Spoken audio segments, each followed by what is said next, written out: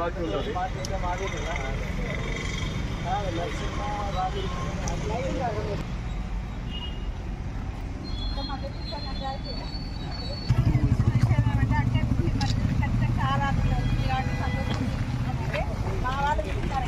అదే రకంగా అంగన్వాడీ వాళ్ళు కూర్చున్నారట.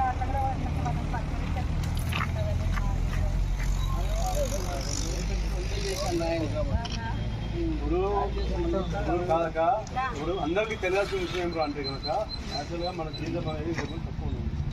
దాని ప్రకారం జగన్మోహన్ రెడ్డి గారు వచ్చిన తర్వాత 35,000 రూపాయలు మీకు ఎక్స్ట్రా కూడా ఇస్తున్నాడు. 6,000 రూపాయలు కూడా మీకు ఎక్స్ట్రా రీపూర్లు ఉంటారు. వీళ్ళకి 6,000 రూపాయలు ఇస్తున్నాడు. వెళ్ళొస్తున్నాం అంటే మళ్ళీ ఇంకా ఏమన్నా మీకు మద్దతు కూడా ఇవ్వచ్చు. దానికి పూర్తిగా కంట్రోల్ చేసి పెంచాడు కదా, పెంచడమే కదా ఇప్పుడు అందరి ప్రకారంగా మీకు న్యాయం చేయాలి.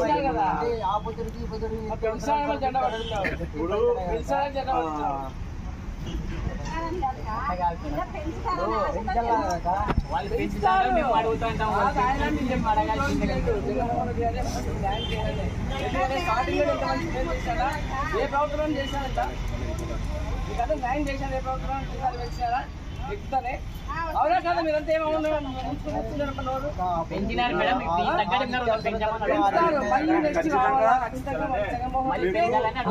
వేస్తారు. ఖచ్చితంగా మీకు మరీ చేయడం కాబట్టి ఖచ్చితంగా మనము మద్దతు చేయాల్సిందే. మీరు అడగాల్సిందే. పెట్టేవానికి ఎవరైనా అడిగేది కూడా మనకి పెద్దగా ఆయన చేస్తాడు.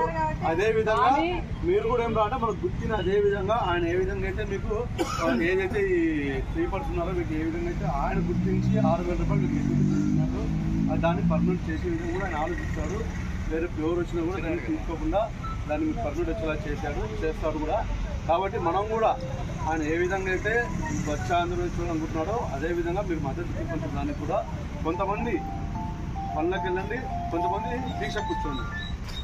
మన గుర్తిని మనం నీటికి పెట్టుకోవాలి. అదేవిధంగా ఇంకోటి ఏమరా అంటే మీకు అది కమిషనర్తో మాట్లాడి మీరు ధర్నాలు ఉన్నా కూడా ఎవరున్నా కూడా మీకు పర్సెంట్ పడేలాగా మాట్లాడతాము. ఆయనకు కూడా కమిషనర్తో మాట్లాడతాము. సో దాని వరకు అంతా మన వరకు మన గుర్తి లెవెల్లో మన మున్సిపాలిటీ లెవెల్లో మనం ఎంతవరకు సహాయం చేయగలం, హెల్ప్ చేయగలమో అంతవరకు మనం చేస్తాం ఖచ్చితంగా. అదేవిధంగా మీరు కూడా ఇప్పుడు ఎందుకంటే పండుగలు ఉన్నాయి అన్నున్నాయి కాబట్టి కొంతమంది దీక్ష కూర్చొని కొంతమంది వెళ్ళి మన పనులకు వెళ్ళండి. ఇంకోటి న్యాయంగా మీరు అడిగే కోరికలు అన్నీ కూడా జగన్మోహన్ రెడ్డి గారికి అన్నీ తెలుసు. ఆయన అందుకే ముందు ఎక్కిన వెంటనే ఫస్ట్ మీకు ఎవ్వరు ఎక్కువ ఆయన గుర్తించి నేను ఎమర్జెన్సీ ఉన్నప్పుడు చెప్పుకోకుండా పోయినా కూడా ఒక 1 డే పర్మిషన్ ఉంటుంది. కానీ అలా లేకోకుండా మత్తులు ఉన్నప్పుడల్లా ఖచ్చితంగా చెప్పారనే మాట నేను చెప్పినా లేదా మీ మనసాక్షికి మీరే ఆలోచించుకొని మీరే మాట్లాడండి.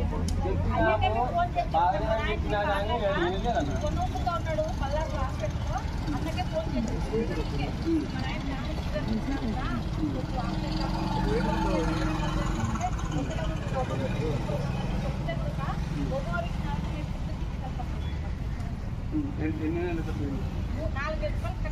4 రూపాయలు కట్టింది. ఎన్ని రోజులు? 3 రోజులు. ఎంత కట్ చేస్తాం? 4 రూపాయలు చెప్పినప్పుడు కట్ చేస్తాం. అది మీరు ఇప్పుడు ఏ యాక్సెస్ ఏ గవర్నమెంట్ నుంచి ఏ చిన్న బెనిఫిట్ కూడా లేని పరిస్థితులలో వీళ్ళు ఉన్నారంటే ఎంత బాధగా ఉందో ఒకసారి చూడండి. ఏదన్నా అమ్మఒడి కావాలంటే మీకు 300 యూనిట్లు దాటింది అంటారు. వీళ్లకు ప్రభుత్వ ఇల్లు ఇచ్చే పరిస్థితి లేదు. ప్రభుత్వ స్థలాలకు వాళ్ళకు అవకాశం దొరకలేదు. పోనీలో వీళ్ళ పిల్లలకు కూడా ఏమి వాళ్ళ ఇంట్లో పర్మనెంట్ ఉద్యోగం ఉన్నట్టు చూపిస్తుంది. ఇట్లాంటి పరిస్థితులలో ఏంటి పరిస్థితి? ఒక్కసారి ప్రజల ద్వారా జగన్మోహన్ రెడ్డిని అడుగుతున్నా, ఈ కార్మికుల ద్వారా ప్రజలు కూడా దీన్ని గమనించాలి. అంటే ఎన్ని అసత్యాలు చెప్పి ఆయన ముఖ్యమంత్రి గద్దెనెక్కినాడో ఈ రోజు వీళ్ళను అంటే ఈ పరిస్థితి ఎన్నిసార్లు మొర పెట్టుకున్నా కూడా ఎవరూ పట్టించుకోలేని పరిస్థితి ఉన్నప్పుడే వీళ్ళు ఈ పరిస్థితికి దిగాల్సిన పరిస్థితి వచ్చింది. మీ అందరికీ మున్సిపల్ కార్మికులు అందరికీ మేము ఒక మనవి చేసుకుంటున్నాను. ఈ జగన్మోహన్ రెడ్డిని గట్టిగా నిలదీయండి. ఇస్తే ఆనంద మొత్తంలో అంతా, లేదంటే రాబోయే ముఖ్యమంత్రి చంద్రబాబు నాయుడు గారు వచ్చినప్పుడు మీ న్యాయమైన కోరికలను తీరుస్తామని చంద్రబాబు నాయుడు గారి తరఫున మేము హామీ ఇస్తున్నాము. ఏది ఏమైనా మీరు లేకపోతే ఈ పట్టణ ప్రజల పరిస్థితి ఎంత దౌర్భాగ్యంగా ఉంటుందో చూస్తున్నాము ఇప్పటికే. కానీ అధికారులు అయితేమి, ముఖ్యమంత్రి అయితేమి, ఇక్కడున్న ఎమ్మెల్యే గారు అయితేమి దీన్ని తక్షణమే చొరవ తీసుకోకపోతే గినా ఈ పరిస్థితులు చాలా ఘోరంగా ఉన్నాయి. మీరంతా చేస్తుంటేనే ఇంకా కాలువలు ఇబ్బంది పడి ఎక్కడెక్కడో చెత్తలు ఉన్నాయి. అంటే ఏమి పనికి తగ్గట్టు కార్మికులు తక్కువగా ఉండడంతో అక్కడికక్కడికే ఇబ్బందిగా ఉంది. ఇదే పరిస్థితి వస్తే ఇక్కడికి రోగాలు రావడం, జ్వరాలు రావడం ఇవన్నీ ఇబ్బంది అవుతుంది. దయచేసి మీరు కూడా తొందరగా విధుల్లోకి వస్తారని మనసారా కోరుకుంటూ నమస్కారం తెలియజేసుకుంటున్నాను.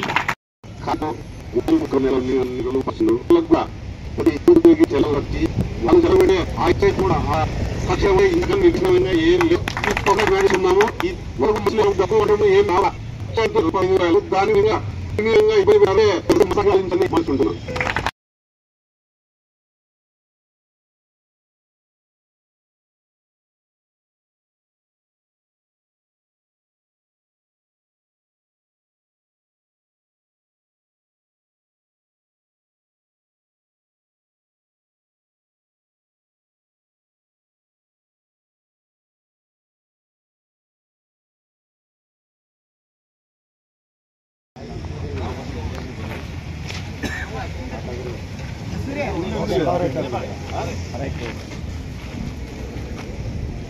కుత్తి మున్సిపల్ కార్మికులు, ఇంజనీరింగ్ కార్మికులు, సిఐటి అనుబంధం ప్రతి ఒక్కరికి, ఇక్కడికి వచ్చేటువంటి మహిళలకు అందరికీ పేరు పేరున నా నమస్కారాలు తెలియజేసుకుంటున్నాను.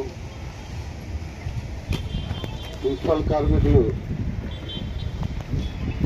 వాళ్ళు లేనిది ఈ ప్రజలు శుభ్రంగా ఉండే పరిస్థితి లేదు. ప్రతి వీధి, ప్రతి కాలువ ప్రతిరోజు చూసుకుంటే తప్ప ఇక్కడ జనాభా పెరుగుదలలో వీళ్ళంతా పనిచేసే పరిస్థితులు ఉన్నాయి.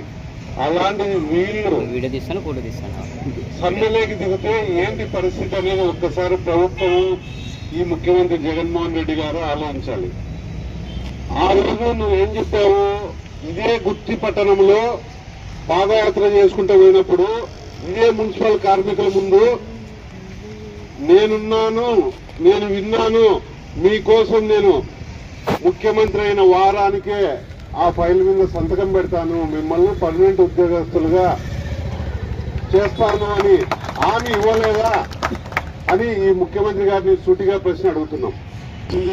కనీసం వేతనాలు కూడా పెంచుకోకుండా వాళ్ళకు ఏ విధమైన మద్దతు లేకోకుండా గతంలో ఉన్న కార్మికులు 2014 నుంచి ఉన్న కార్మికులే ఈ రోజు ఉన్నారు. ఇప్పటికీ మన టౌన్ పట్టణం ఎంత అభివృద్ధి అయింది, కార్మికులను ఇంకా నియమించకపోను, ఉన్న వాళ్లకు శాలరీస్ పెంచకపోను ఉన్నాను. లాస్ట్ కు ఈ పరిస్థితి గవర్నమెంట్ సిగ్గుపడాల్సిన పరిస్థితి ఏమొచ్చిందంటే గత 5 ఏళ్ల కిందట ఇచ్చిన పరికరాలతోనే వాళ్ళు ఈ రోజు క్లీన్ చేసుకుంటున్నారు. లేదంటే వాళ్ళకు వచ్చిన శాలరీలో పొరక లేకుండా ఏం చేయాలి, వాళ్ళ శాలరీలో అయినా కొనుక్కొని పొరకతో ఊడ్చాలి. ఏమన్నా ఈ ప్రభుత్వం ఈ 5 ఏళ్లలో ఏమన్నా వాళ్ళకి అలవెన్స్ ఇచ్చి ఈ సామగ్రికి ఏమన్నా ఇచ్చిందా? అన్ని బొక్కలు పడిపోయినట్టు ఉన్నాయి. దావలలో 1-2 సార్లు పని సంచులు ఎత్తుకొని పోతున్నారు. మన రాష్ట్రంలో ఎంతో గర్వించదగ్గ మన భారతదేశంలో అనుకుంటే ఎంత దౌర్భాగ్య పరిస్థితికి వచ్చిందో ఈ మున్సిపల్ కార్మికులను బట్టి వీళ్ళు ఈ రోజు ఇంటుంటే ఎంత బాధగా ఉందంటే 15,000 రూపాయలు వాళ్ళకు శాలరీ ఇస్తున్నారు. కానీ ప్రభుత్వం నుంచి వచ్చే ఏ పథకము వర్తించదు. ఎందుకు వర్తించదంటే ఇప్పుడు వాళ్ళను ఆ సచివాలయంలో పరిధిలో ఉండే వాళ్ళు పోయి వీళ్ళు ఏదన్నా మాకు ఇది కావాలి అంటే